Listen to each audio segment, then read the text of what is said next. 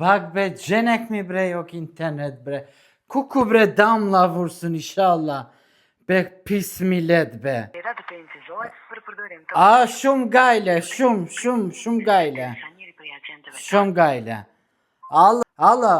Ha djalo, mëre. Ha qika. Qëre be une makbule po thiri këtu te Bashdarana. A pet ka shku ky virane interneti. İşleme more. Makbule, po parmaksız. Po vezi tash po aty po kallet asi, po kallet yeşila po sarı. Ama çöre çiko, mre, makadale.